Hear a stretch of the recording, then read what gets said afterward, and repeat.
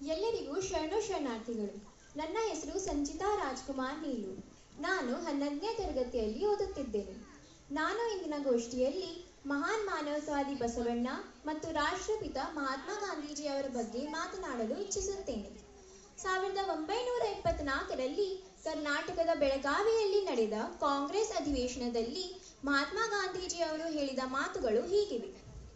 12ನೇ ಶತಮಾನದಲ್ಲಿ ಆಗಿ ಹೋದ ಬಸವಣ್ಣನವರು ಈ ಕಾಲದಲ್ಲಿ ಇರುತ್ತಿದ್ದರೆ ಜಗತ್ತಿಗೆ ಪೂಜ್ಯ ವ್ಯಕ್ತಿಯಾಗಿ ಪರಿಣಮಿಸುತ್ತಿದ್ದರು. ಅವರು ಉಪದೇಶಿಸಿದ ತತ್ವಗಳಲ್ಲಿ ಅಸ್ಪೃಶ್ಯತೆ ನಿರ್ಮೂಲನೆ, ಕಾಯಕ ತತ್ವ ಬಹುಮುಖ್ಯವಾದವು. ಅವರಲ್ಲಿ ಜಾತಿವಾದದ ಛಾಯೆಗಳೇ ಕಾಣಸಿಗುವುದಿಲ್ಲ. ಅವರ ತತ್ವಗಳನ್ನು ಆಚರಣೆಗೆ ತಂದರೆ ಭರತ ಭೂಮಿಯನ್ನಷ್ಟೇ ಏಕೆ ಜಗತ್ತನ್ನೇ ಉದ್ಧಾರ ಮಾಡಬಲ್ಲಿರಿ.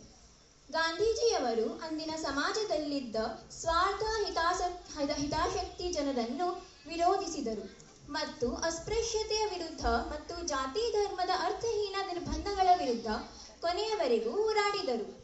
ಬಸವಣ್ಣ ಮತ್ತು ಗಾಂಧೀಜಿಯವರ ನಡುವಿನ ನಿಕಟ ಬಾಂಧವ್ಯವನ್ನು ಫ್ರೆಂಚ್ ವಿದ್ವಾಂಸ ಲೂಯಿಸ್ ರೆನಾನ್ ಅವರ ಮಾತುಗಳಲ್ಲಿ ಹೇಳುವುದಾದರೆ, ಗಾಂಧೀಜಿಯವರಿಗಿಂತ ಮೊದಲು ಅವತರಿಸಿದ ಅನೇಕ ಸಾಮಾಜಿಕ ಸುಧಾರಕರು ಗಾಂಧೀಜಿಯವರ ದಾರಿಗಳನ್ನು ಸುಗಮಗೊಳಿಸಿದ್ದಾರೆ.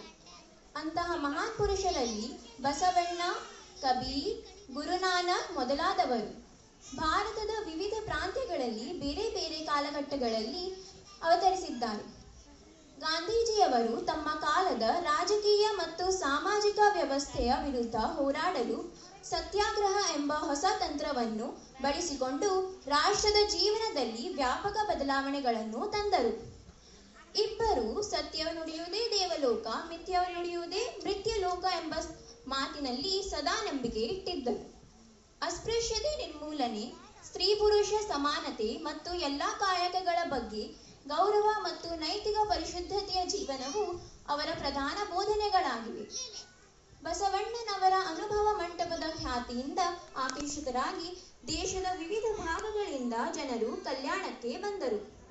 ಅವರಲ್ಲಿ ರಾಜಕುಮಾರರು ಮತ್ತು ಬಡವರು, ವಿದ್ವಾಂಸರು ಮತ್ತು ಅನಕ್ಷರಸ್ಥರು, ಉದಾತ್ತ ಮಹಿಳೆಯರು ಮತ್ತು ಸಾಮಾನ್ಯ ಮಹಿಳೆಯರು ಇದ್ದರು.